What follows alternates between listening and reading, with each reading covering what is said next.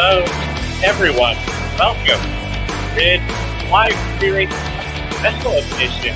I'm here to give you 2023 Rolex 24 Hours at Daytona.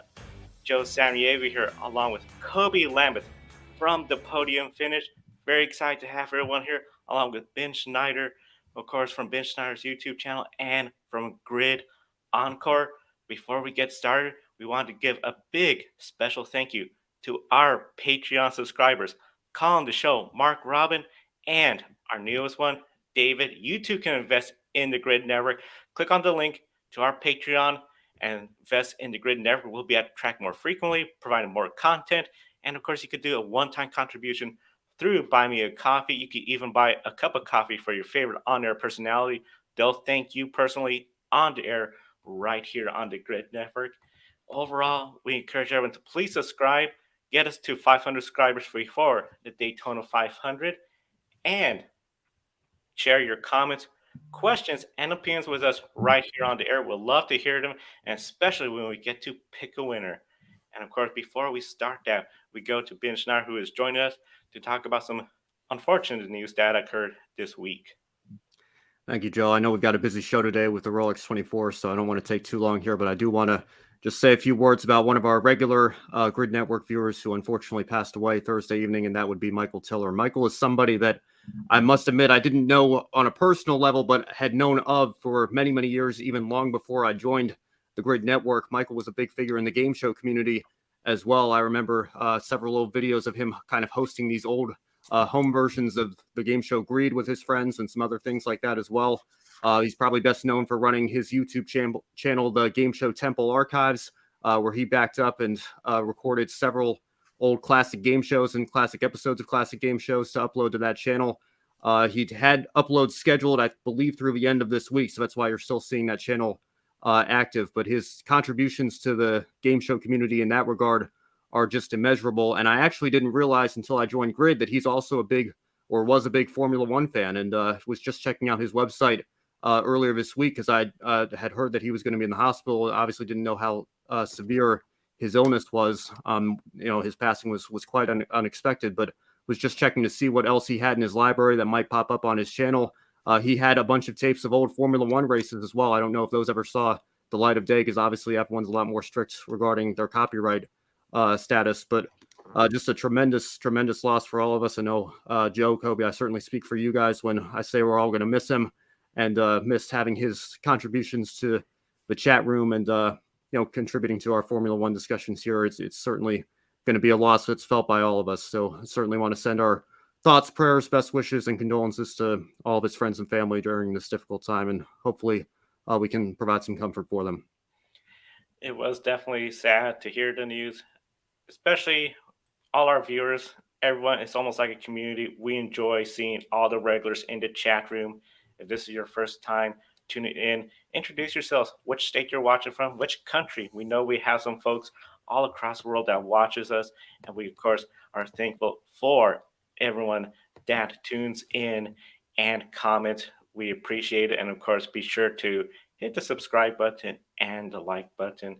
Now, of course, today is the big day when it comes to IMSA, the Rolex 24. IMSA WeatherTech Sports Car Championship season is getting underway at Daytona International Raceway. We have 61 cars, 24 hours of action, multi-class racing.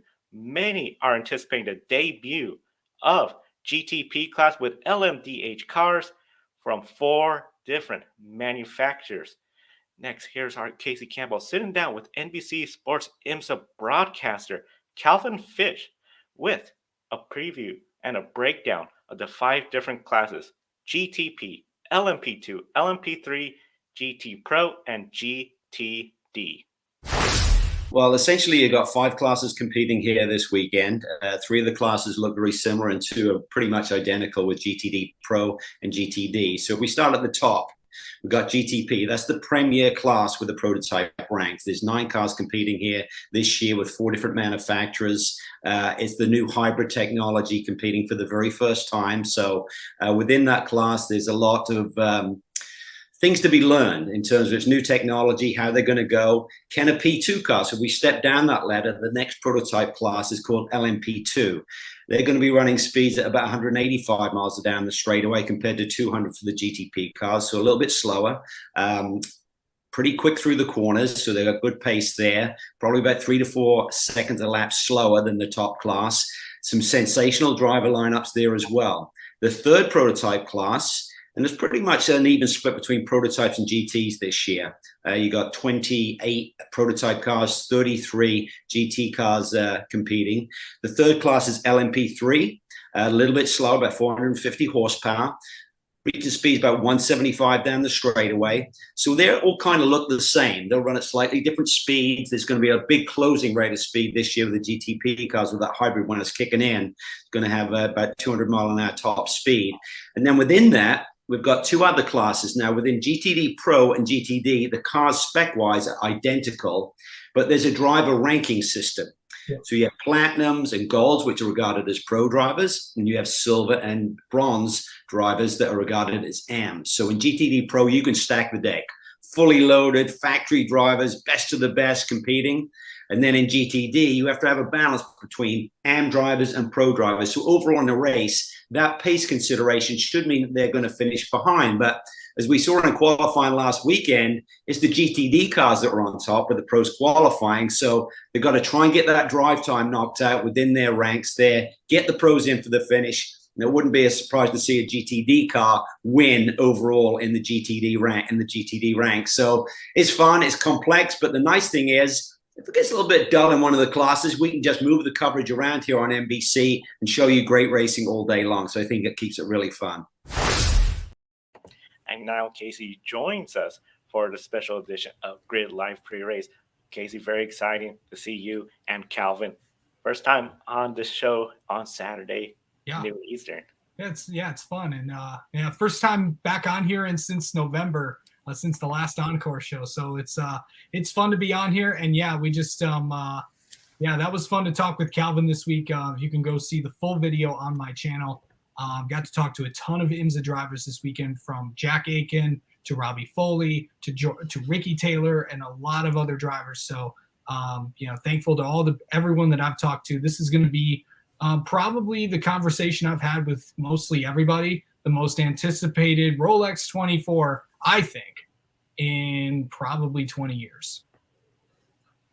Yeah, Casey, really glad to have you joining us for our IMSA programming this year. And it seems like every single year I hear somebody say this is going to be the most anticipated Rolex 24 in history. But this year, I really believe that is the fact, especially after all we've been saying, all the hype behind the IMSA GTP class, which is replacing DPI as we enter what many predict will be the new golden age for sports car racing. Acura, BMW, Cadillac, and Porsche come to Daytona with the hopes of being the first manufacturer to win a race in the new era for IMSA. Wayne Taylor Racing with Andretti Autosport. Almost forgot the Andretti part there. And Meyer Shank Racing fielding the Acuras.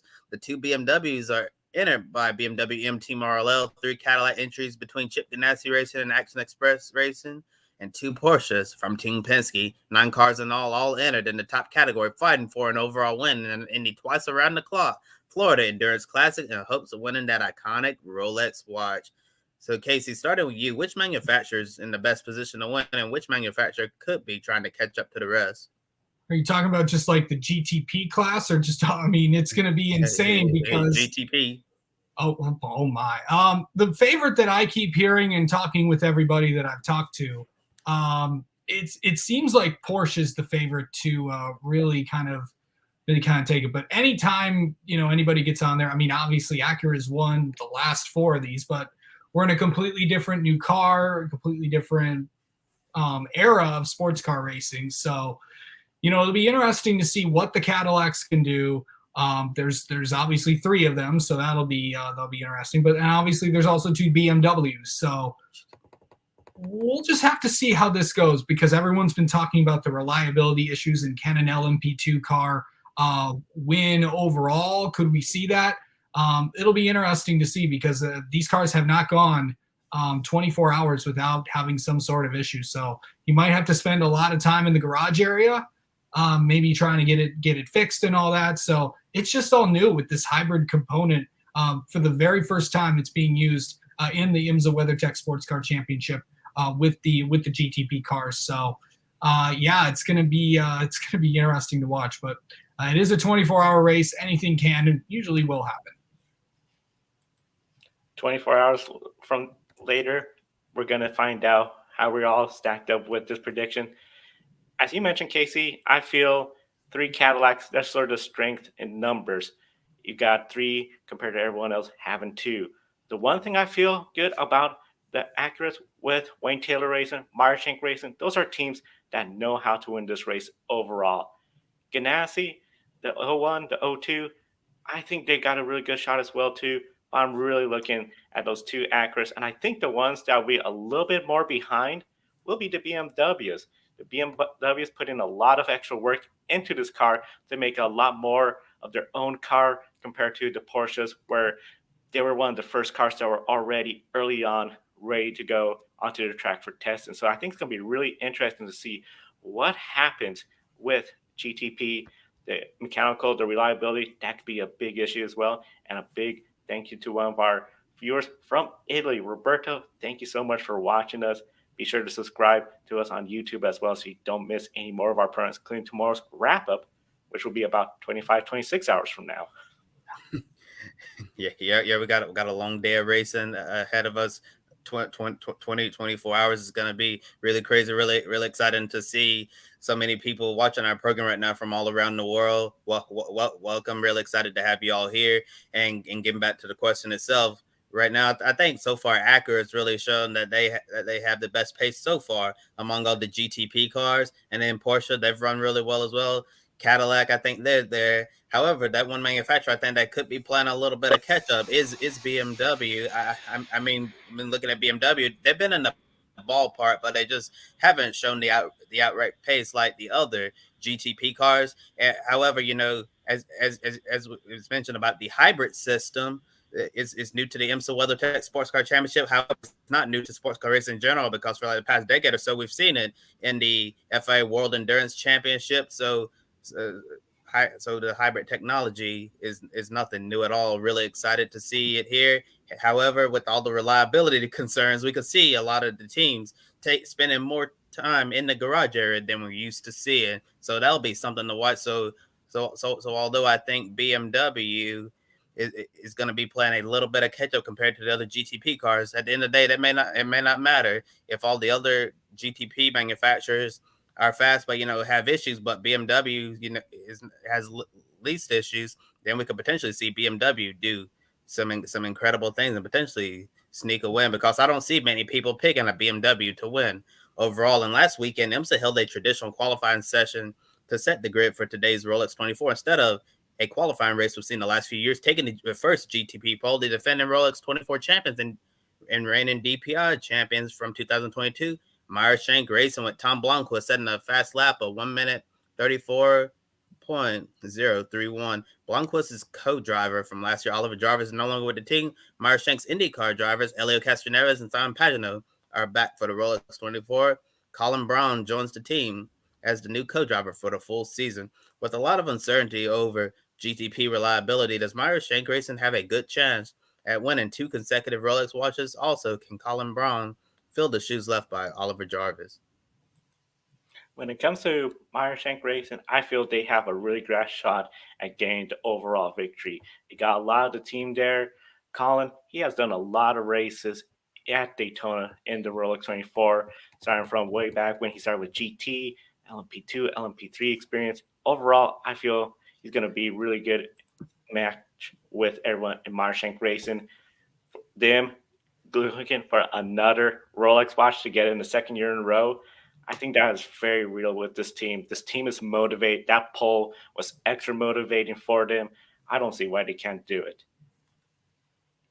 But you have to watch out for the Porsches, though, too, because they're probably, from everybody that I've talked to in the paddock, all the experts from Calvin Fish to Parker Kligerman to anybody that's related with sports car racing, it seems like from the conversations I've been having, the Porsches seem like the favorites to do it. But obviously, this is a new car. This is a new era. Everyone's getting used to this. And also, this is a 24-hour race as well. So I think that, yeah, the Acuras have a good shot. And if Tom Bloomquist how about that lap by Tom Bloomquist to get the pole in GTP and overall. If they have that kind of speed, that 60 team is going to be tough to stop. Can they win? Yes. Will they? We'll see. Yeah, I believe we have some comments to catch upon in the chat room. If we could display that on the screen, got Bia right there watching from Germany. Thank you, Bia. Really appreciate you for being here. And Jake, let me know if I'm pronouncing it. You're from Zambia. What time does the race start?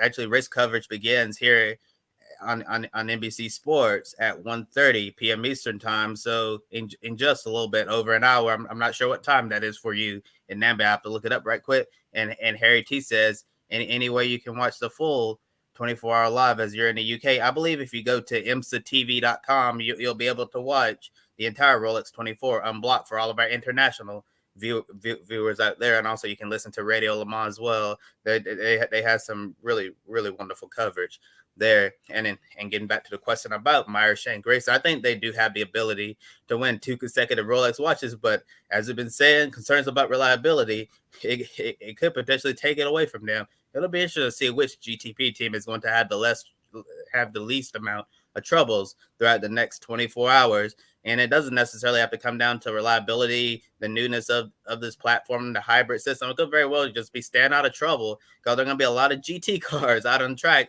And with the new hybrid system, it gives the cars a greater boost than what we saw during the DPI era. So the closing rate with the GTPs and the GTDs, it's going to be absolutely insane. We saw some really crazy closing rates with the hybrid system over in the World Endurance Championship, and we're definitely going to see the same in IMSA, especially as the GTP cars continue to develop throughout the rest of this season and throughout this era of sports car racing. And in terms of Colin Brown, I think he's more than capable of filling the shoes of Oliver Jarvis. Looking at the lap times that Brown has set, not really surprised. It's been very, very impressive.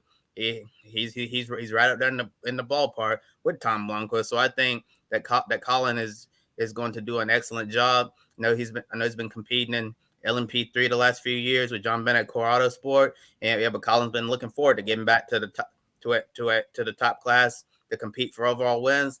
And I think this is a great opportunity that Colin Brown will be able to take advantage of. And looking at the GTP driver lineups, there's one driver who's going to be running 2 different cars in the race. That's IndyCar star Colton Herta. He'll be in the number 24 and number 25 BMW M Hybrid V8 LMDH cars for BMW M Team RLL as the 4th driver in both entries. It's not uncommon for a driver to run double duty in a race. We've seen Ben Keaton do it in different classes, but Herta will have 2 chances at winning overall. This move from BMW to put Herta in both cars is happening despite having Dries Van Thor on site as a reserve driver.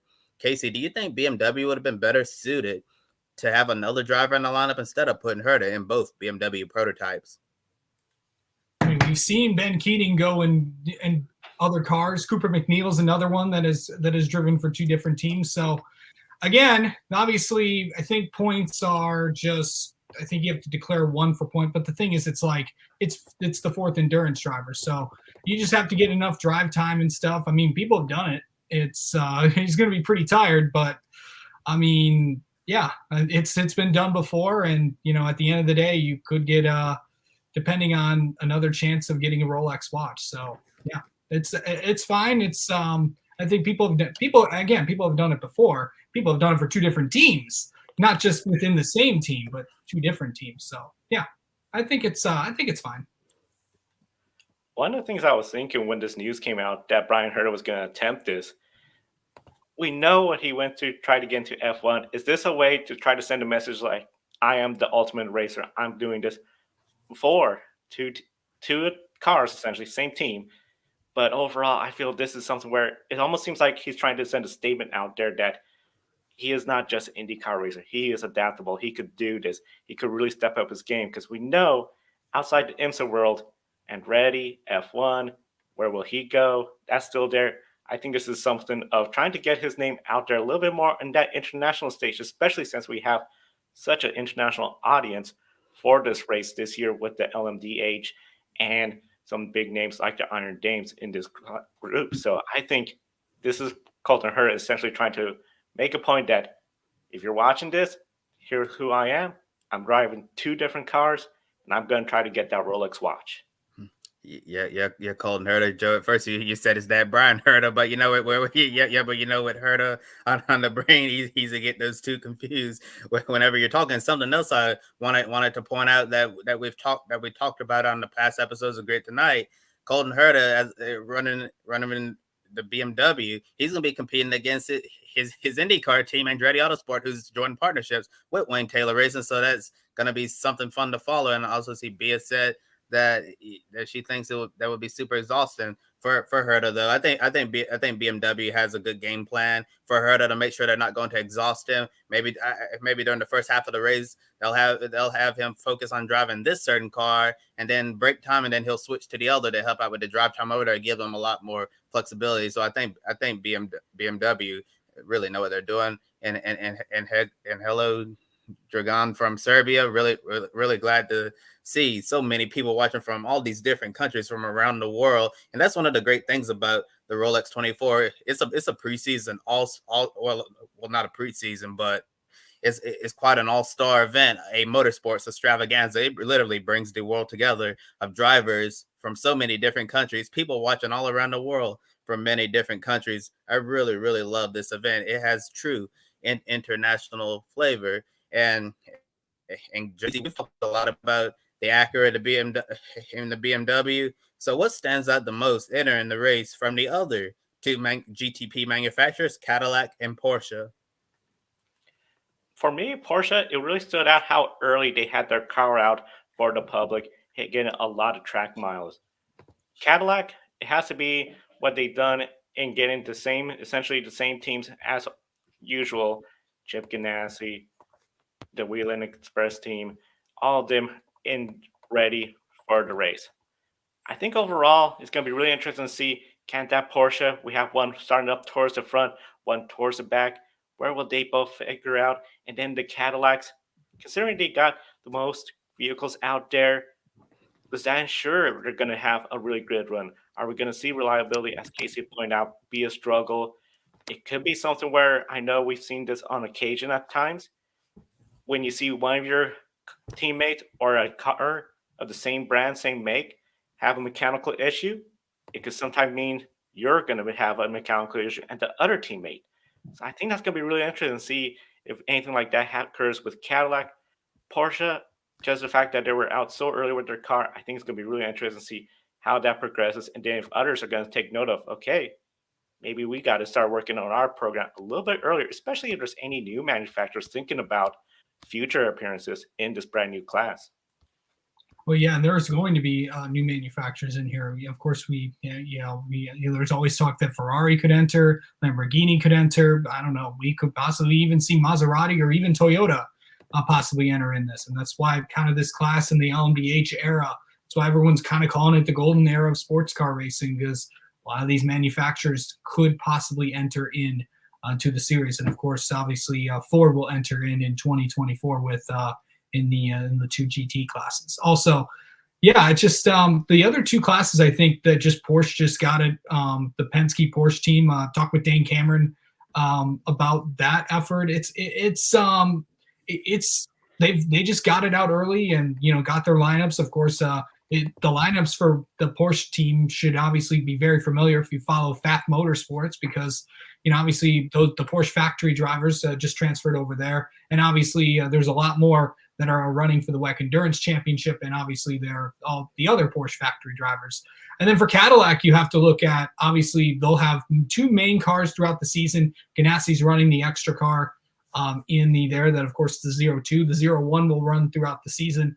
And of course, we have the Action Express team with the 31. And more on Action Express, and I talked about this with Calvin Fish the other day.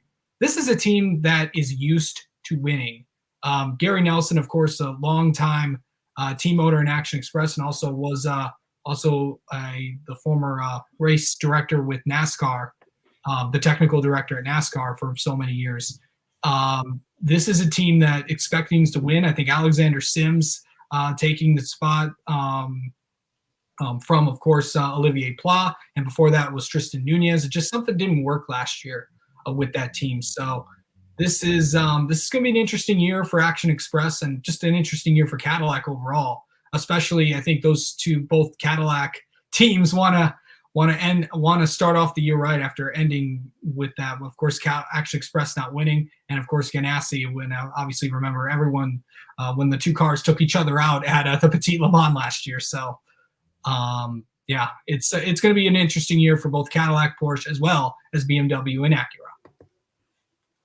Yeah, there's certainly a lot to watch out in the Cadillac and the Porsche account, and going with Cadillac. I think them having just one more car compared to the other GTP manufacturers could be really important. We've seen it make a huge difference in the past in events like the 24 Hours of Le Mans when Porsche entered 3 cars there and Audi as well. So if something goes wrong, you have that extra entry to go out there and try to get the victory. I think Cadillac, Porsche is going to be in the mix. Porsche has a really strong driver line. I'm really excited to see them reunite with Team Penske and see what they'll be able to accomplish together, not just on this side of the Atlantic, but the other one as well. And then Roberto said he'd like to see Lamborghini versus Ferrari. I'm sure we're going to be seeing quite a few battles between the Lamborghinis and the Ferraris in GTD Pro, between the Iron Lynx and Risi Competizione, and then in the GTD class as well. No, it seems like the Ferraris have been struggling a little bit and Daytona the last couple of weeks, but that's not really a surprise considering that is a brand new GT3 model that they're going to in that class, and there's going to be interesting to see how Ferrari is able to develop those cars. And now shifting gears from the GTP class, we're going to talk a little bit about LMP2. Got 10 LMP2 entries and what should be a very competitive race. Speaking of competitiveness, we found out there's going to be an interesting little rivalry that we feel like you all should pay attention to. The number 11 TDS Racing Orica versus the number 52 pole winning car from PR1 Matheson Motorsports, and the number 52 gentleman driver Ben Keaton is back with the team. His co-drivers are Paul-Luc Chatin, Alex Quinn, and Nicolas Lapierre. Over in the TDS interest, the other quick gentleman driver, Stephen Thomas, IndyCar driver Rinus VK, and 2 of Keaton's former co-drivers, Mikkel Jensen and Scott Huffaker. On Casey's podcast, he interviewed Keaton, who said one of his top goals for this year's Rolex 24 is to beat the number 11 TDS Racing LMP2. Casey, can you provide some more insight on this situation? Yeah, but first off, I want to, we also have other classes of cars that were running the past weekends at IMSA. In the VP Sports Car Challenge this week, it was Dan Goldberg who took the prototype win in the VP Sports Car Challenge last week at Daytona, and then Billy Griffin took it in the GSX class. So that series ran last week. In the Mazda MX-5 Cup this past weekend, Tyler Gonzalez went back-to-back in race 1 wins at Daytona, and then defending champion Jared Thomas took the win in race number 2. By the way, if you haven't watched Mazda MX-5 Cup, you need to, because it is very entertaining stuff. And then a little bit of NASCAR ties with the Michelin Pilot Challenge. Congrats to Harrison Burton and Zane Smith. They took overall for the number 42 PF Racing in the GS class, and in the TCR class, it was the Road Shagger Racing. I think I pronounced that right. Gavin Ernstone and Jonathan Morley took overall in that class as well. So congrats to all those guys. But to answer your question, yes, there was obviously everybody's trying to know and want to know where everybody is going this year. On top of that, when I talked to Ben Keating, I also talked with Scott Huffaker as well. And basically, obviously, as a driver and as anything, when you want to have something next year, and sometimes you have to go to other teams and ask them and find out, and really just and obviously that's the business of racing. Everybody knows that, going to a different company and working and all that, it's just part of it. But yeah, it's all good. But the thing is, you want to beat your former drivers when they go to the competition. You want to beat them, and I think that's it's motivated Ben. I mean, he's won this race so many times, and I think and that 52 PR1 car is strong. They're strong in qualifying, so it's going to be a very, very competitive race in LMP2. Yeah, really looking forward to all the great racing in LMP2. Gonna be keeping an eye on Ben Keaton in the number 52 going up against TDS Motorsport. Should be very, very exciting to watch this rivalry to see who's going to get the win in the LMP2 class and see which car is going to come out on top between the 11 and the 52. Let us know in the chat room below. Who do you think is going to finish higher in this year's Rolex 24? Will it be Ben Keaton in the 52, or will it be his former teammates in the number 11, Michael Jensen and Scott Hufker? Let us know down below. And the only NASCAR driver competing in the Rolex 24 this year is the defending Daytona 500 champion Austin Cindric, who'll be driving the number 51 Rick Ware racing Orica.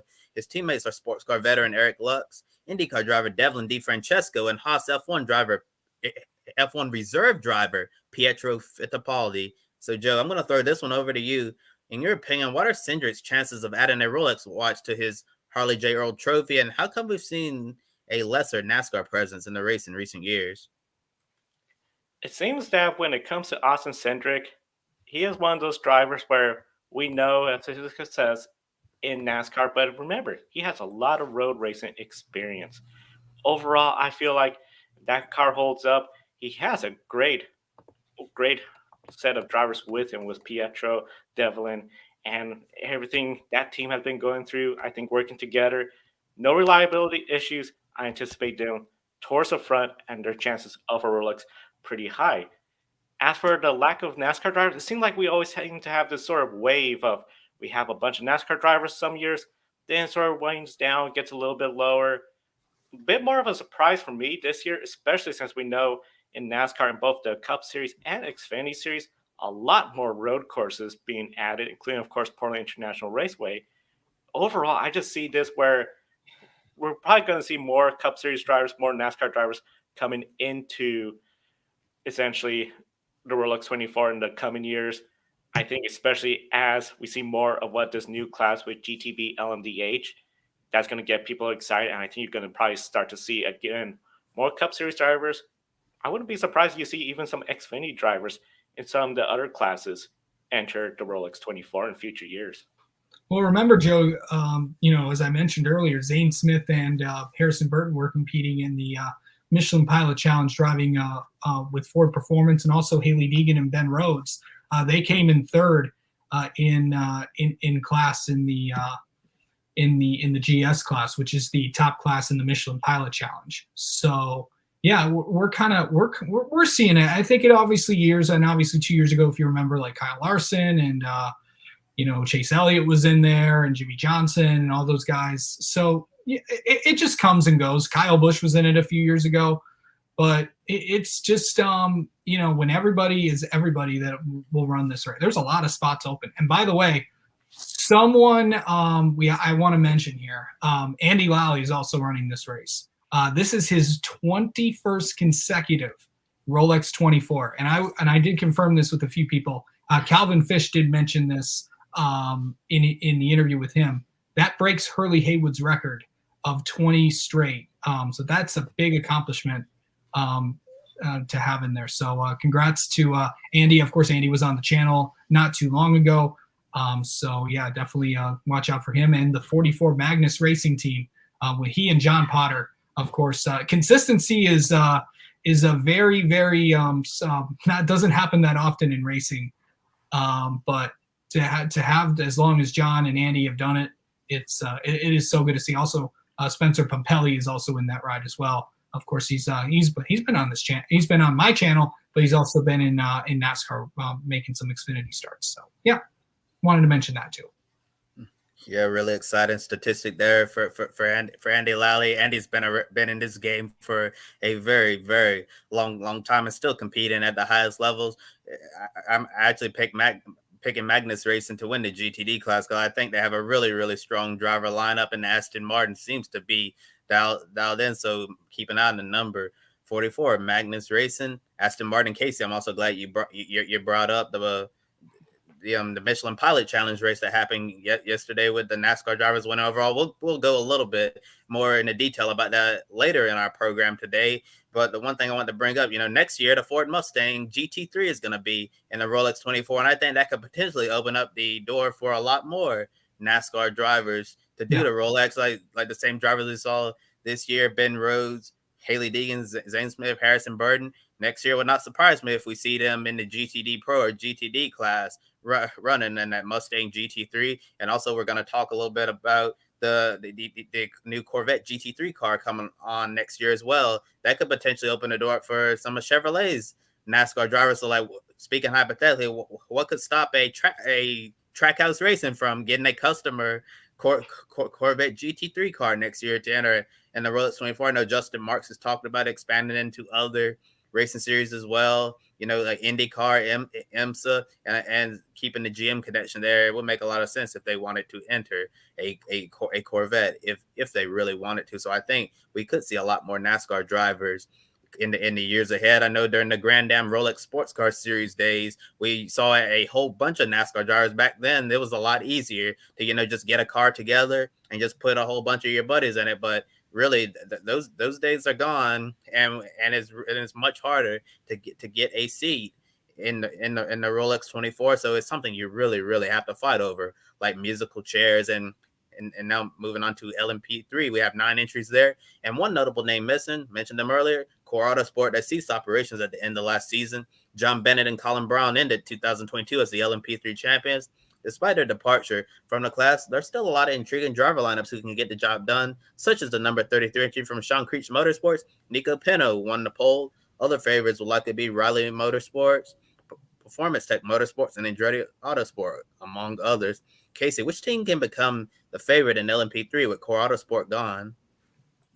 I mean, you just mentioned them. I think there's a lot of driver lineups, and looking at my cheat sheet spotter chart here, of course, the LMP3s will. I forgot to say this. The LMP2 numbers will be identified by the color blue. The LMP3 numbers will be identified with the color orange.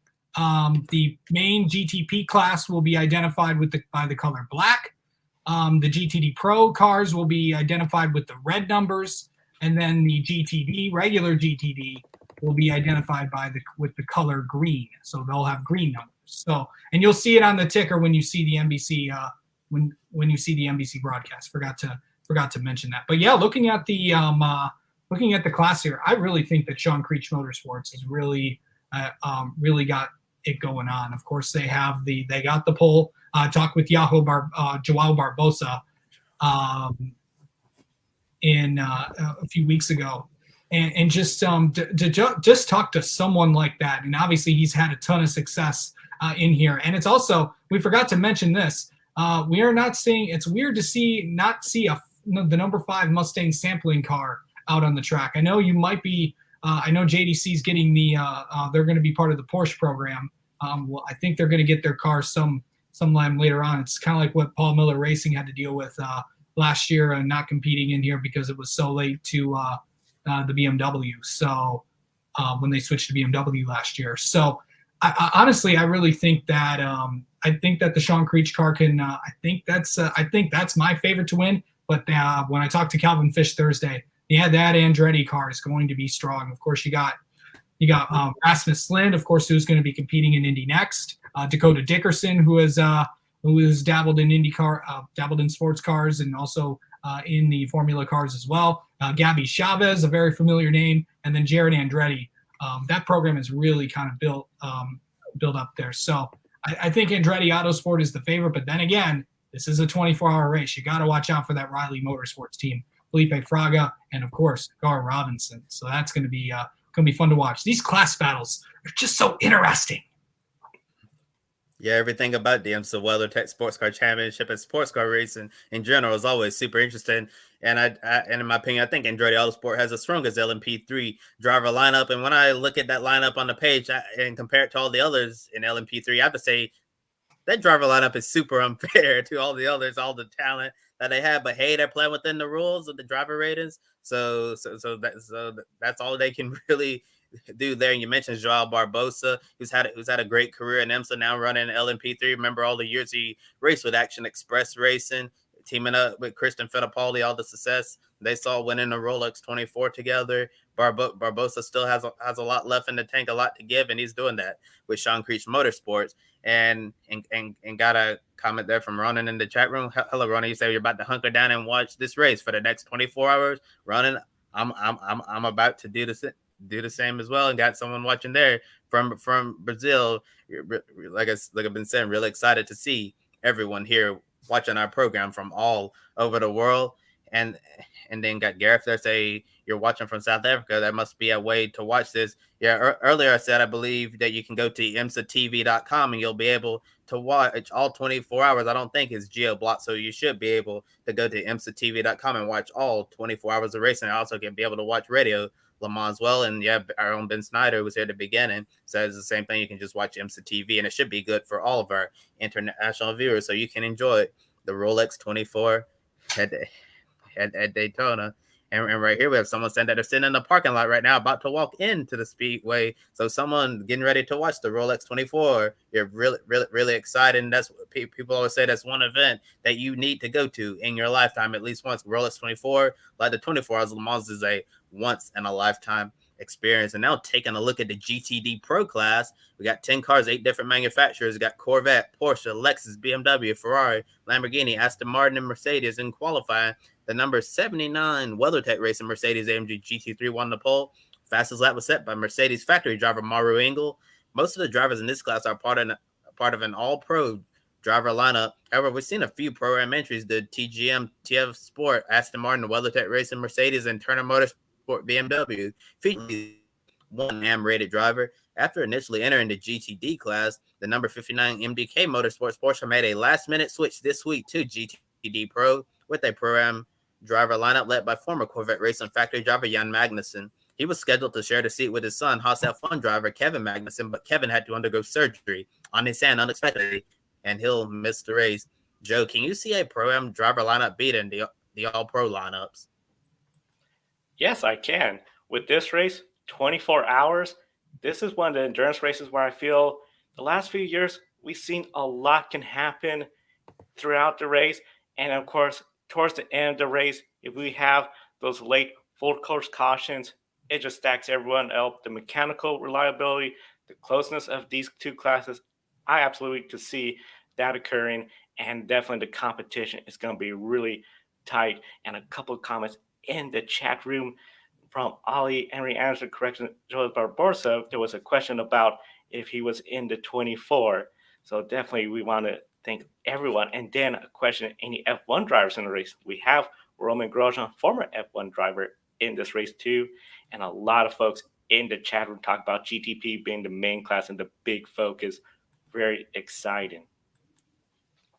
Remember, one thing that about this GTD and GTD Pro, the biggest difference is, if you heard Calvin in the beginning of the video, they are the same exact cars. The only difference is that they have their driver lineups are different. So there's a driver ranking system. So there's a platinum and gold. Those are considered pro drivers. And then the silver and bronze are considered AM drivers or amateur drivers. So basically in GTD Pro, you can stack the deck. You can put factory drivers as many as you want in there. And in GTD Pro, there needs to be a balance between pro drivers and AM drivers. We'll get to one team that's affected by this in a moment that actually is expanding. So we'll get to that later in the show. But yes, I can certainly see a GTD car winning overall in the two GT classes, because if you look at times in practice this week, a lot of the GTD cars were faster than the GTD Pro cars. So I think it's going to be interesting for sure. But we'll just have to see how this all works.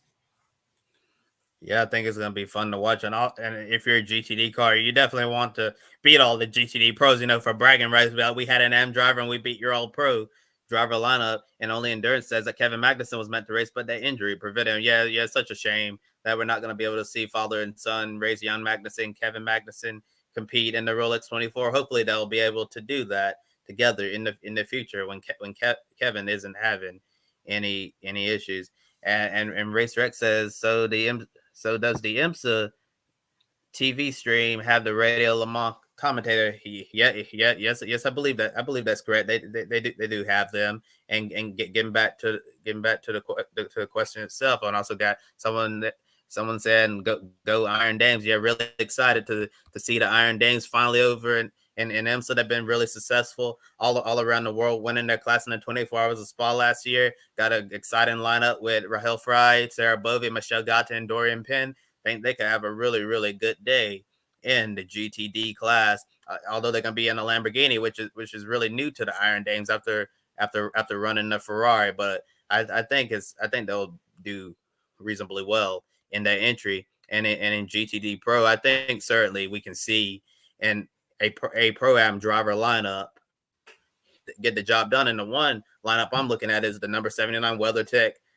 Racing Mercedes that took the pole. Cooper McNeil is the AM there, but he has 3 really, really quick Mercedes factory drivers in the driver lineup, and also it being entered in GTD Pro, it offers a lot of flexibility with the drive time and a less drive time for the amateur driver. So Cooper McNeil could drive the bare minimum and then just turn things over to Danny Hunkadea, Jules Gounon, and Maru Engel to get the job done. So if you play the driver lineups well, I don't see why you can't have an amateur rated driver in the lineup take the GTD Pro class victory. And last year, GTD Pro put on an epic show at the end with Matthew Jaminet and Lawrence Van Thor beating and banging all the way into the Le Mans chicane on the final lap. Jaminet's Fab Motorsports Porsche ended up winning as Van Thor's KCMG Porsche went spinning. Now Jaminet has moved up to the GTP class with Porsche Penske Motorsport, and Van Thor is ironically driving Jaminet's old number 9 Fab Porsche. Will GTD Pro live up to last year's thrilling finish? I mean, yeah, why not? It's if you're basically all guns out blazing, as Parker Kligerman called it, it's I mean, we could. I mean, this is sports car racing. This is the Rolex 24. That is good to see. Oh yeah, we got more comments from Mexico. Good for you to stream this pre-race show. Hi from Cancun, Mexico. Of course, yes, Pietro Fittipaldi is racing as well. He'll be in the Rick Ware Racing entry. Michael, I think someone's saying howdy. Hello, how are you? Welcome to Grid Network. But yeah, it's gonna be a battle. But I think the team to really kind of watch here today is Corvette Racing. They're gonna really I think like I said, with Action Express Racing, Corvette Racing has a lot to prove this year. They did not have the season that they did in 2022, so I think they're gonna have a lot to prove. One thing I did forget to mention in LMP3 though, actually, if you remember, I talked about JDC Miller Motorsports. They're actually going to be competing in the LMP3 class, driving the number 85, their familiar yellow banana scheme. There, of course, Till Bechtensheimer, I think I'm saying that wrong, Tilsman Vanderheim, Lucas Mars, and Mason Filippi. I hope I said that right. So it's gonna be a jam-packed show in all 5 classes. But I think GTD Pro, we might see, I don't know, we could see 2 Porsche 911s go at it again. So it will be fun to watch. Also, another team to really keep an eye on is the Heart of Racing entry in the number 23, the Aston Martin, the number 14 Lexus with the Vassar Sullivan team. That is, of course, with Jack Hawksworth, Ben Barnicoat, and Mike Conway. That's going to be a team to watch. And I mentioned there is a new team in GTD Pro this year, the Turner Motorsport team. Now, we'll get into this in a little bit, but if you remember, Bill Oberlin and Robbie Foley, of course, the BMW factory drivers, and we'll talk about Robbie in a minute. Robbie was on the channel actually this week. Robbie was just recently promoted as a gold driver, and also is now a official BMW factory driver. So by the way, congrats to Robbie. Of course, he's been on my channel a lot, so it should be fun to watch there. But because of that, he and Bill Oberlin had to split. So in the 95 entry, there's Chandler Hull, Bill Oberlin, of course, John Edwards, of course, we also had on this channel. He moves over from the Rahal team to the 95 Turner Motorsports team. And then Bruno Spangler, of course, is the 4th driver of that team. And in GTD, Robbie Foley and Patrick Gallagher. If that name sounds familiar to NASCAR fans, it should. Of course, he was in a lot of those Xfinity races as well in the road course races. Michael Dinan, who drove for the team, and a very familiar face to Turner Motorsports and BMW fans, Jan Kligsman, it will be in the 96. So, yeah, should be fun. It's definitely going to be fun. This class, GT Pro, last year's finish, I feel just like how now with the Mazda MX-5 Cup, we anticipate thrilling finishes, thrilling races. With this class, you know you're going to get that, the nature of this race being 24 hours, the speedway portion, the infield portion. I don't see anybody really going to go out, run away, dominate. This is going to be really fun. It's going to be an eventful 24 hours for these teams, knowing that their competition is so close right there. So if they screw up, if there's a mistake, they're going to capitalize and they're going to fall down. So I'm really excited about this event. And a couple more comments in the chat room. Thank you, everyone. How many hours is the 24-hour race? Well, you just said it, 24 hours. So definitely it's going to be something where we're really excited about. Anyone remembers when Dale Earnhardt raced at 24 hours? I remember that. I was old. I'm old enough to remember that race as well. Him, Dale Jr., and then, of course, a couple other folks in the chat room. Really exciting stuff. One question, just tuning in. Any surprises from qualifying? Thank you for giving us a pre-race show. Kobe, when it came to qualifying, I know as you mentioned earlier, it was a traditional format. Was there any big surprises for you? Oh yeah, there was one big surprise for me, but I'm actually gonna go a little bit into detail about this later in the show because I know we're gonna talk about it more in detail. But the lack of pace from all the Porsches in GTD, last minute BOP balance of performance update, but that's not going to happen, unfortunately. So Porsche's going to have to make the best of the situation. That was my biggest surprise from qualifying. Just seeing all the Porsches the Porsche GT cars at the very bottom of the speed trap. Oh, and to all of the people who are watching Grid Network for the very first time today, be sure to hit the like and subscribe to our channel because we're going to have an exciting 2023 season of motorsports coverage. We have Grid Live pre-race previewing all the races every weekend. Then on Sundays we have the Grid Live wrap-up show, typically 90 minutes after every NASCAR Cup Series race. We also have Women in Motorsports program that focuses on females racing all across the globe. We have Grid Live Encore on Mondays, talking about series like NASCAR Xfinity, NASCAR Craftsman Trucks, ARCA, Formula 2, Formula 3, Indy Lights, the entire Road to Indy ladder system. Also Wednesday night with myself and Joshua Birch, we have Grid Tonight, your weekly motorsports news program. So make sure you don't miss any motorsports news because we have you covered here at Grid Network. And I'll just read a couple of the more comments we do have. Common question, when does the race start? 1:30.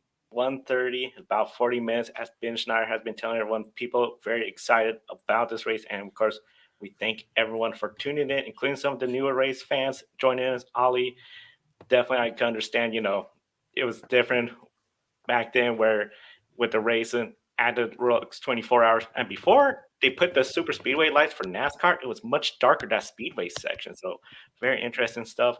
Comment from Danny. I think the Porsches and Ferraris and Corvettes were sandbagging. That's going to be something we'll be talking about a little bit later on as well. Another prediction from Power Stroke. Ford will dominate 2023. We'll see what happens. It's going to be, I think, a very exciting race. And then more hellos from Poland and Slovakia. Very exciting. Thank you, everyone, for tuning in. Kobe, this is just amazing. And, of course, Ted, we do cover F1. We covered the grid ranking in all 8 series in that. And, of course, Grid Encore, a bunch more series. But, Kobe, I know, speaking about series, we have some major news that occurred Thursday that we got a report about as well. Yeah, Joe, in the 23 car GTD class, the pole winner number 57, Windward Racing Mercedes AMG GT3, suffered a major setback as Lucas R. lost control and crashed the car hard. According to Sports Car 365, IMSA safety crews had to cut part of the Mercedes roof to remove R from the car. In a statement, Windward Racing said he was admitted to Halifax Health Medical Center in Daytona Beach, Florida, who underwent surgery after suffering fractured lumbar injuries. He's been awake and alert, communicating with his family back home in Europe and his Windward teammates at Daytona. The team had to scramble at the very last minute and secure a replacement tub from the team's race shop all the way in Texas so they could compete in today's race. And replacing an hour in the driver lineup is Daniel Morad, who knows the Mercedes-AMG GT3 car really well. Will this setback hurt Windward's chances of getting a GTD class win? And how would a victory, how much would a victory mean for this team after everything that happened to Lucas Auer? If they were to get a victory, this will be huge, huge for the team. Obviously, all the struggles they have to go through with this incident, trying to get everybody back on board and refocus. It is something else. Imagine one of your co-drivers who you've been practicing, testing, exchanging information with, goes to the hospital, has a scary accident. It could really distract you. So everyone really has to focus, put together a solid effort to try to get the win. I think they could do it. It's just going to be a testament of how this team prepares. So it's going to be really interesting to see. And several more comments we do want to get to, starting with hello from Lowell, Massachusetts. Marlon, thank you so much. Hello from Nevada. Fish Habit, thank you. New subscriber, really big thank you for that. We're very excited. Bryce, we're glad you're enjoying this coverage from Florida. Let us know if you're at the track as well too. And then, of course, more hellos. APAC Nisser, Ted Hall just subscribed. Thank you. Remember, we're trying to get to 500 subscribers before the Daytona 500. I feel this is really helping us get there. And hello from Milwaukee. What class is Garage 56 going to be in? We're going to talk about Garage 56 a little later in the show. So definitely, we like to thank everyone for commenting on such an exciting show for the Rolex 24. Yeah, this is just amazing to see all this. I remember I had a subscriber boost on my own channel, and I was overexcited. I just hit the 700 mark on my personal channel. So subscribe to Grid Network, subscribe to my channel as well, and to all of our Grid Network personalities. A lot of us have our own channels as well. So go hit them up as well as supporting Grid Network. But yes, if the Windward Racing team were to win today, it wouldn't surprise me either. Remember, this team won in their very first race back in 2021. We've seen Russell Ward and Philip Ellis just really build this program up, and they're really doing it. But last season, it was either they were feast or they were famine, and we kind of talked about it when I had Kobe on my channel previewing the Rolex 24. It is either hit or miss with this team. Last year, of course, obviously everyone remembers when they ran out of fuel at Lime Rock, I think it was. So it's man, oh man. So it's going to be, who knows what can happen in this race. It's a 24-hour race, but GTD is obviously the biggest class of cars in there. So there's about 28 prototypes across GTP, LMP2, and LMP3, and there's 33 GT cars across GTD Pro and GTD. So it is it's gonna be fun. It's gonna be fun to watch. But no, nothing surprises me about this race anymore, because anything can and usually will happen. Yeah, Casey, very, very true. It was unfortunate to see that happen to Windward Racing and to Lucas Auer as well. I think it could potentially hurt their chances of getting the GTD class win, but don't count them out at all. Like you said, anything that can happen will happen, and we could very well see Windward Racing bounce back from this and get the win. I think it would be a super emotional victory for that team. They're going to go out there today, and their main objective is going to be, we need to win at the end of 24. We need to win for Lucas Auer and for everything that he's been through so unexpectedly. So that's going to be very, very exciting for Windward Racing if they're able to pull off the victory. And to all of our new subscribers out there, be sure you also visit the Grid Network Patreon page as well. We have to thank our wonderful Patreon supporters, Colin, Mark, D. Shell, Robin, and David, who just joined recently. If you join our Patreon, your name will appear on all of our programs. And we're trying to get to $500 a month to cover all of our expenses. And once we reach that goal, we can begin sending to a lot of our on-air personalities to racetracks all across the country and world. And if you want to make a one-time donation, you can visit our Buy Me a Coffee as well, and you can buy a drink for your favorite on-air talent here at Grid Network. And if you specify which person you're buying the coffee for, they'll thank you here on the air. So we're going to be really busy throughout 2023, but we really need your help to make it possible. This is not just our media outlet here at Grid Network. This can be yours as well, and you can make it what you want it to be. Yeah, we encourage everyone to invest and some more hellos. Timothy from North Carolina, thank you for joining in. Nick, what time does the race start? 1:30 p.m. Eastern. Definitely excited to have you. Be sure to subscribe like Dominus has done.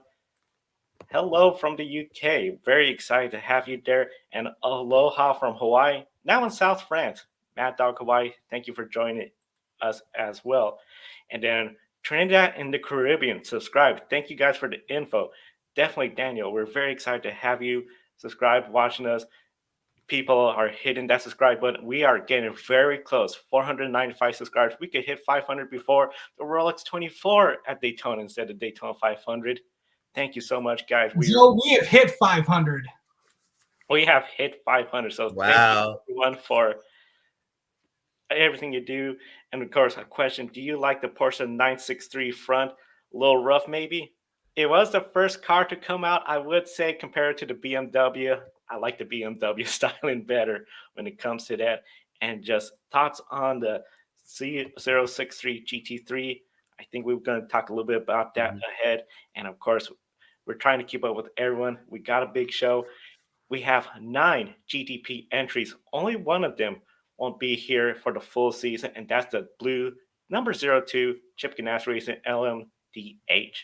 Now, of course, Earl Bamber, Alex, and Richard Westbrook are here preparing for the 2023 FIA World Endurance Championship.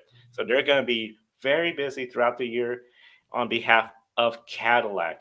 Casey, starting with you, how important is it for WEC Cadillac program to essentially get a 24-hour test session? Because unlike the other test sessions where Kobe has mentioned earlier, you get a break, there is no break here. Maybe a safety car, but that's not really a break. You can still lose position. This is race conditions. And this is all before WEC's big season opening race, the 1,000 miles of Sebring. Yeah. So it is very important because, this is going into the WEC championship season. A lot of these drivers that are competing in the Rolex 24 and are competing for the full IMSA WeatherTech Sports Car Championship are also going to be competing in WEC, as well as their biggest race in the 24 Hours of Le Mans. So yeah, it is a very important test session for them. Obviously, they're going to be representing the Cadillac brand. But it's going to be interesting. But I think that having three Cadillacs in the field is definitely going to provide an advantage. And as I said earlier, I think the whole Cadillac department in the IMSA WeatherTech Sports Car Championship, I think they're hungry for wins. Action Express did not win last year, and of course everybody knows what the two Ganassi cars. Yes, 01 and 02 both won, but I think just to maybe not, they did not end the season well at Petit Le Mans when they got into each other, similar to like when those two Mercedes got into each other in 16. So it'll be definitely interesting to see what the 02 can do. Hopefully I will be getting to maybe talk with some of them on my own channel, which is most of my interviews are retweeted on the Grid Network on the Grid Network Twitter page. So always fun to see that. So yeah, stay tuned. We might be talking to some of them. So yeah, but I do think that the 02's got a really strong chance, and it's going to be an important test session for the WEC opener at Sebring, which many drivers in the IMSA WeatherTech Sports Car Championship are going to be competing in. Yeah, well, I was looking forward to the Super Sebring with the FI World Endurance Championship, having the 1,000 miles of Sebring, and then a day later have the mobile one, 12 hours of Sebring with the IMSA WeatherTech Sports Car Championship. Really exciting time to be in sports car racing. I think it's really, really important for the WEC Cadillac here, the 02 Earl Bamber, Alex Lynn, and Richard Westbrook to really use this as just a 24-hour test session, and that could see them winning some Rolex watches as well, because I know testing restrictions in Europe with the Le Mans hypercar class that they'll be competing is really restricted. So I think it's super important to come here and get that test session out of the way. But you get the Sebring, it's an entire different animal with all the bumps. A lot whenever you see new sports cars, they always take their cars to Sebring because that's the perfect place for them to test due to the really rough abrasive section, the sections there in the surface. So, yes, Sebring, you go there, you got a problem with your car, you may not notice at Daytona, but you go to Sebring, it will break. It will definitely break at Sebring. So I think Sebring is going to be another real test for all these GTP teams and IMSA as well once we get to the Mobile One, 12 hours of Sebring. Respect the bumps at Sebring. Yes. more respect to everyone in the chat room. Number 500 subscribers, thank you for making that happen. Fred in Norway, thank you for tuning in, as well as BJ Williams in Charlotte as well. Has IMSA ever raced GTE spec cars? That's a really good question. I do not think they so. have. So, CD and Tander from Canada subscribed. Thank you so much. And then we have a Cadillac fan from Indonesia. Be sure to subscribe. Thank you for tuning in. Hi from Australia. It's 4:30 a.m. on Sunday, but worth it. This is just really exciting. Thank you for tuning in. We hope you're enjoying this coverage before the race.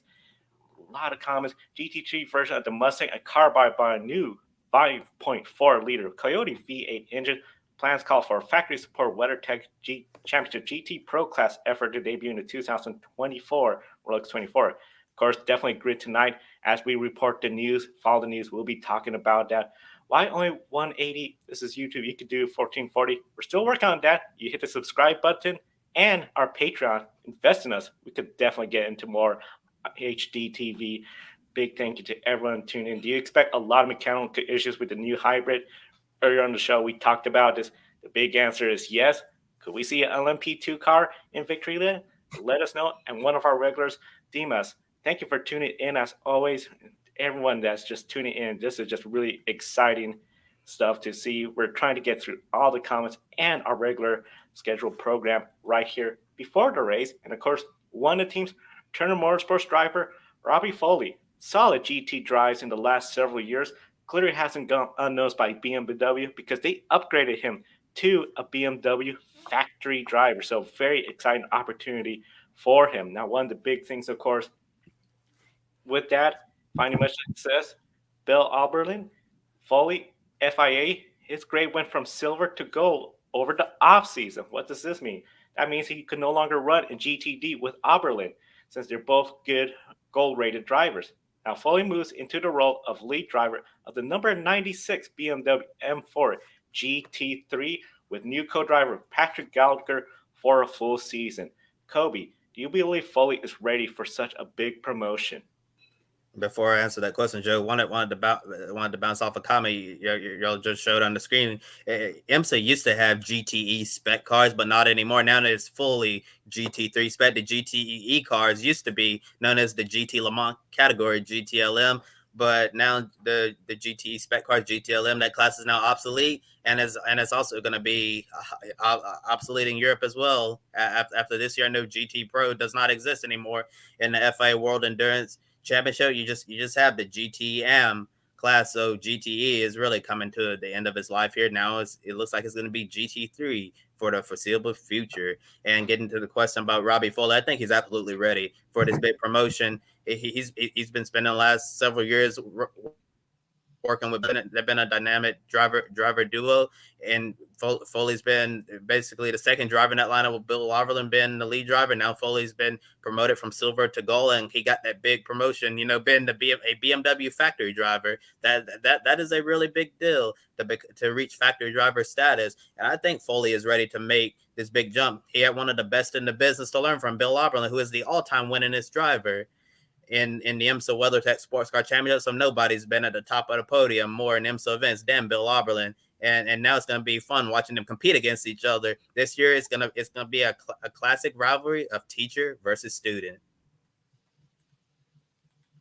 But they're going to be in separate classes, though, too, because obviously both of them want to do well. Of course, Bill will be in the GTD Pro in the 95, and Robbie Foley will be in the 96. So, yeah, I think he's ready. Got a chance to talk with him this week. And he's ready for the challenge. He's built his career. I mean, obviously, he's the biggest thing that learning from Bill and everything that's done there. And those two have had a lot of success together. And now I feel like he can do that. And really, I think Turner Motorsport overall, that's kind of started this expanded team that they have. So they have two cars in the IMSA, the main series in the IMSA WeatherTech Sports Car Championship. They also got a couple cars in Michelin Pilot Challenge and Carrera Cup and in VP Sports Car Challenge. So they're everywhere. Will Turner has really, really built up this program, and I think Robbie Foley is ready for this. And by the way, congrats to Robbie on being the latest BMW factory driver. So good stuff there. Very exciting stuff. couple more comments from the chat room from everybody. And of course, we want a big thank you to everyone watching all around the world for this race. Dimas, one of our regulars, hello from Indonesia. We have Rod Braun watching for Newgard and McLaughlin. They are both in the race as well. We're up to 509 subscribers. Thank you so much. What company will win the top class? Who do you all get? We're going to get to that and pick a winner, and your name could be on our leaderboard to encourage everyone. Stick around for when we get to pick a winner. Do you know about IMSA plans to race at Indianapolis Motor Speedway? Of course, it's going to be very exciting. We'll be talking more about that on Grid tonight as well. Stefan, hi from New Zealand. This will be a fascinating race. I absolutely agree with you. It's going to be very fascinating. Of course, GTE, GT3, as Kobe mentioned earlier in the program as well. We got a lot going on. And Rod Brown, great circuit, Daytona. If you haven't been to Daytona, highly recommend going there. Kevin, an Iron Lynx fan, very excited. 2023 will be the golden year of endurance racing. Fact that everyone has said. We've been saying that for quite some time since we heard of LMDH coming. This will be the golden era. A Ferrari fan, Forza Ferrari, very exciting to see that. Hi, why do you think there are no Ford privateers this year? That's a really good question. Definitely is something where we know Ford are going to be working on trying to get that, so that way there'll be potentially some in the future. Good morning from New Zealand. It's been a bit of a dry spell for Ganassi at the Rolex 24. I think this could be their year. Well, definitely we encourage you to stick for pick a winner, so that way you could try to pick them, and if they win, you get your name on the leaderboard, which is still very early in the season. So definitely encourage everyone to stick around for pick a winner. Now, Luke Smith from Autosport reported that Action Express racing driver Jack Aikens has mutually agreed to part ways with Williams F1 as a reserve driver. Jack wants to focus fully on his next chapter, which is sports car racing, after making only one start in F1. Another young driver, of course, fully commits to sports car racing is Wayne Taylor's racing with Andretti's new endurance driver, Louis Deltraz. With the team's plans to expand another prototype in the future, Louis could be potentially putting his name on the list of full-time drivers. Casey, starting with you. Can these two drivers prove themselves worthy of a factory GTP seat for an entire season? I mean, yeah, and obviously Jack Aiken was actually the first IMSA driver to come on my channel, and also I want to really thank Cadillac for helping me set that up. Jack, one of the best in the business to talk with. Just someone that I know, really, just someone that's really, really good. And obviously, anybody that comes from that world, from Formula One, is always great to talk with. But yeah, I think he's kind of embraced this role as a sports car driver. And I know he's done some lot of stuff in Europe. Jack's got a ton of things going on, but I think this is a good opportunity for him. And he's with one of the best teams in the business in Action Express, and a team that I think needs to prove itself with Garrett. And I think Gary Nelson has brought on some of the best drivers with Pippo Durrani and then Alexander Sims. Remember, they won the championship in what was then DPI in 2021 and didn't win at all in 2022. So 2023, I think, is going to be a big year for him and Action Express. He's actually going to be doing all 4 endurance races with the team. Yeah, Casey, I totally agree with you. Jack Aiken and Louis Delatros, 2 young drivers I've been keeping my eye on a while over in Europe. I know Jack Aiken was able to race in Formula One with Williams for a little bit, but nothing much really came from that. So I think Jack is really going to be focused on trying to make a name for himself in sports car racing. There's been some instability with Action Express, in the last year or so, and I think Jack sees this as a great opportunity for him to show them what he can do, and maybe in the future he could get a full-time race seat with the Cadillac Racing LMDH programs, whether it's going to be here in the United States and IMSA or overseas running the FIA World Endurance Championship. I think it's a big chance for Jack Aiken to shine, and also for Louis Delatros as well. Wayne Taylor Racing with Andretti Autosports made it known that they want to eventually go to 2 Acuras at some point in the future, and if Louis Delatros does extremely well, he could potentially be in the line for one of those seats. So 2 young drivers to keep an eye on in this year's Rolex 24. and also all the other endurance races we have later this year as well. Hey, just one more note here. I just got a release from IMSA. Just want to make this thing of Windward Racing, the 57 we talked about earlier in the show. They will actually be moving to the back of the field because of for starting with changing the car chassis for the race. The original chassis was significantly damaged, and driver Lucas Auer sustained lumbar fractures in a crash in a practice on Thursday. Also moving to the grid of the 61 car field for changing starting drivers was the 64 TGM, TF Sport, and GT3 and GTD Pro. And then the Iron Lynx Lamborghini, of course, that's the all-female team. They will also be going to the back of the field. So just wanted to make sure I got that. That just came in my inbox from IMSA. And that's straight to all our viewers tuning in. This is the kind of coverage and news reporting you get right here from the Grid Network. And of course, in the video description, link to Casey Campbell's channel as well. Click on that link to be sure to see all his interviews as he posts each and every, almost daily. Malcolm, start of a new era. It's a very exciting day of sports car racing. Let's go. Very exciting indeed. Rob from Australia, very interesting race. A big thank you for everyone tuning in. One of the common questions we're seeing, are we going to live stream the race? We can't. We don't have the licensing to do that. IMSA will be not happy at us. And of course, 1:30 p.m., definitely that's where you're going to be finding the race. You can check out IMSA TV, IMSA Radio. And one of the questions that leads to our next topic, what are the different engines in the Rolex 24 hours? Well, that's where balance of power, BOP, comes in. The manufacturers seem to be at disadvantage entering this weekend is Porsche 911 GT3Rs. However, we all know, and some of our viewers have said this, sandbagging does exist when manufacturers don't show their full hand to get an advantage during the race. Just about every manufacturer has been accused of doing this at some point. So far, the Porsches, though, they have been at the bottom of the charts, and they're just struggling for speed. Kobe, could this be a long 24 hours for Porsche in the GTD Pro and GTD?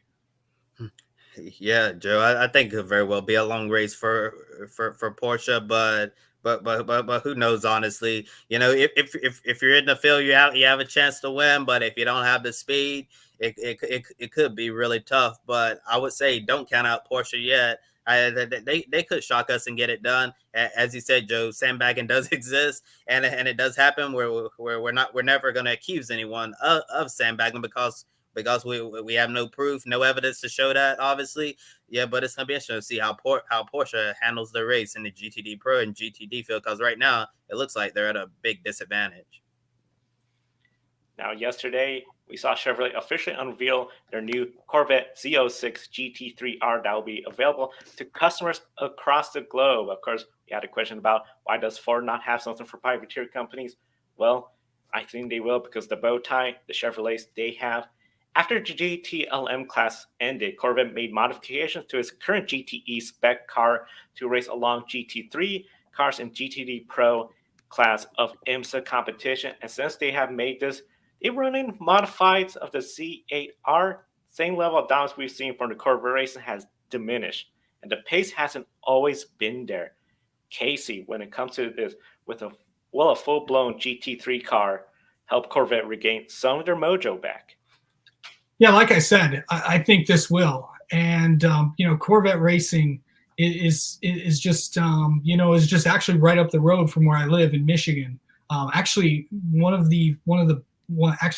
funny story, I got to visit the Corvette racing shop in New Hudson, the Pratt & Miller shop up in New Hudson, Michigan. So right along I-96 heading towards Detroit. So what a place. And it's a team that I think needs to, going in the right direction. Of course, you got Jordan Taylor, Antonio Garcia, and all those guys that are part of that program. It's going to be it's revolutionary. And obviously, General Motors and everything that they've got going on, it's just overall a great time to be in IMSA.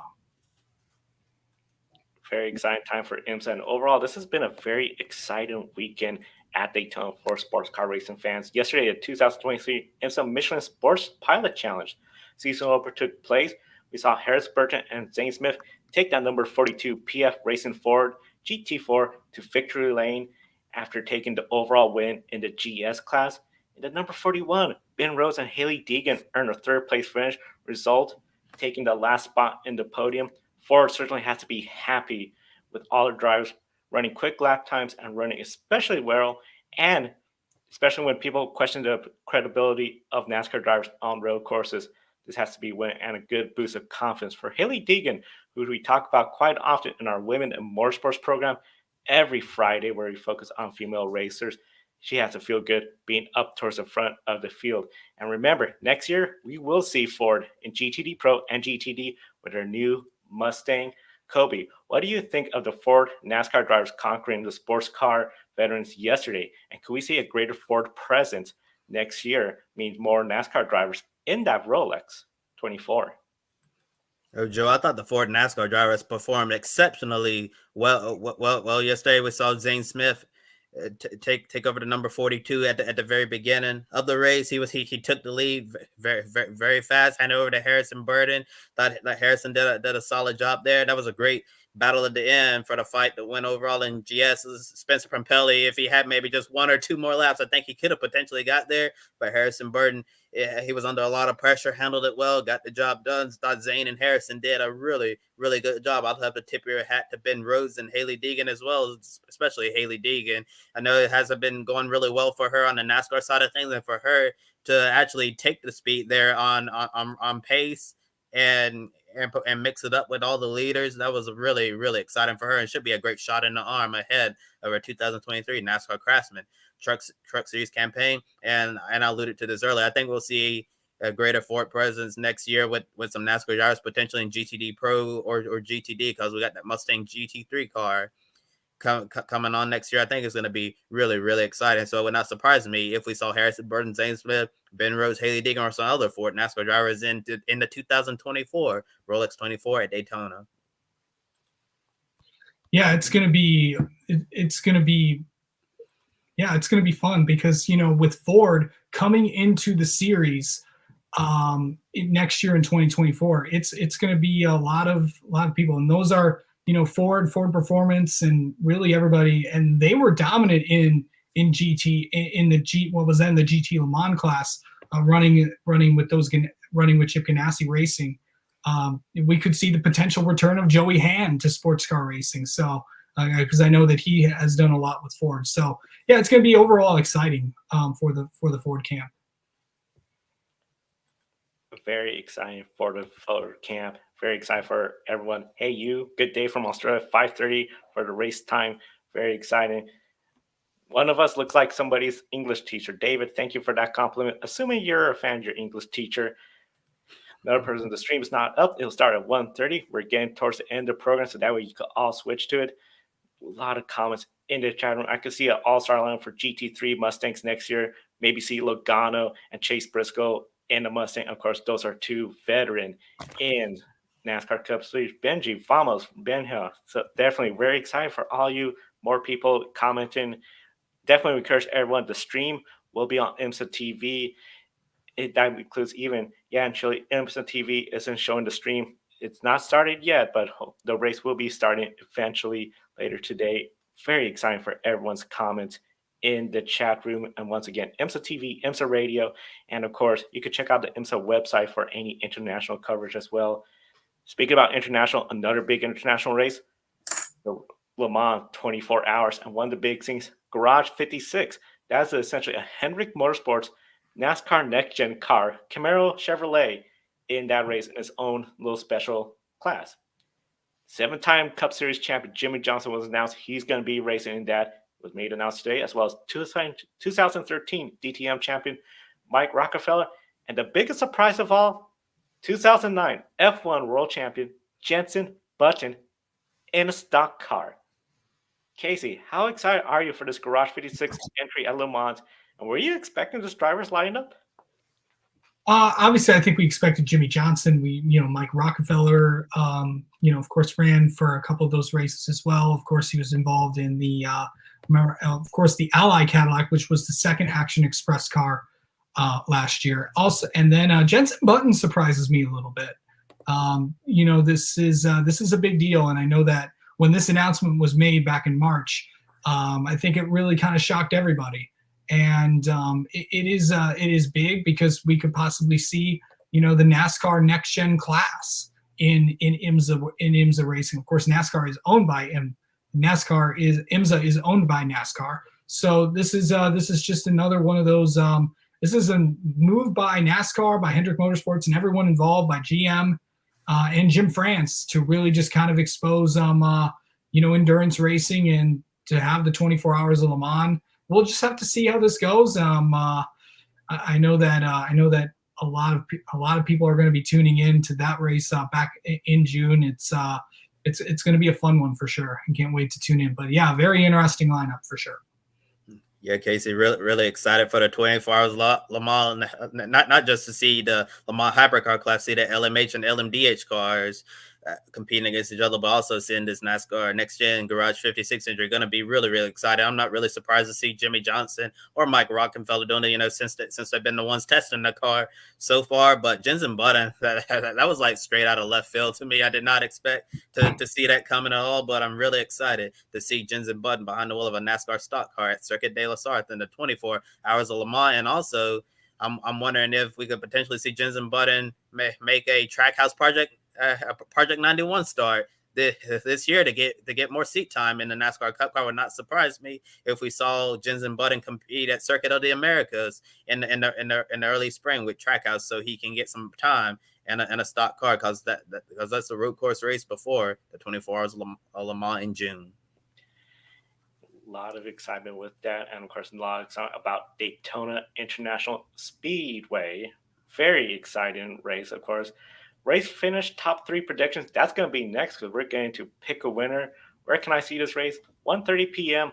IMSA TV, IMSA Radio. David asks, are we a fan of Bathurst? Of course we're a fan of Bathurst. The 12 hours to Bathurst 1000. And a lot of people is ready for this race. Let's go. Yeah, we're all getting ready for this race. Does anyone play iRacing? Definitely encourage everyone to chat room. If you are into iRacing, find each other, play each other. Try to challenge each other. See if you could run the full 24 hours. Very excited to see Jensen Button in the Garage 56. Antonio, hello, my name is Antonio. What is live for runners? Definitely, we won't be showing the live race here because we're not licensed by IMSA to do that.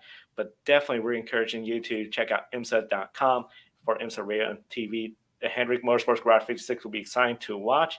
And now it's that time where we've all been waiting for. And this is something we encourage everyone in the chat room. Start commenting with who you think will win the 24 hours Rolex 24, because it's now time for pick a winner. Each and every week, we post on Twitter every Wednesday, as well as TikTok, Instagram, a short little video asking you, who do you think is going to win each race that weekend? You see some names on the leaderboard. We've had winners from Formula E, World Rally Championship, and now it's IMSA's turn. So comment, who do you think is going to win the Rolex 24 hours overall? You get a point. If you're correct, you get your name on the leaderboard. And then every week, be sure to follow us on social media so you can participate in this game. Alex F., he was the first place finisher for non-grid network staff. In third place, Kobe Lambeth, who got on the board. He is the 3-time in a row defending champion of Pick a Winner. So this could be maybe the year we see Kobe get dethroned as the undefeated grid Pick a Winner champion. Casey, you now got the hardest question first. Who do you see is going to win the Rolex 24 hours at Daytona? We just to be clear, are we just picking the overall winner? Correct. Okay. Oh boy. Can I pick an LMP2 car? No, I'm gonna. I put out during the show. I did put out my picks on Twitter of all 5 classes. But if we're just doing overall, I'm gonna. You know what? I'll just go with the 31 Action Express Cadillac. I think Cadillac needs a redemption, and it's gonna happen today. Gary Nelson. Chip Ganassi likes winners, but Gary Nelson likes trophies. So I'm gonna take the 31 Action Express. They get their first win of 2023 in the biggest race of the year, Rolex 24. First win since 2018 for them. Yeah, Gary Nelson, the Action Express bunch, they're gonna try to go trophy hunting, or in this case, watch hunting, to try to get that Rolex watch. So many competitive lineups in the 9-car GTP class.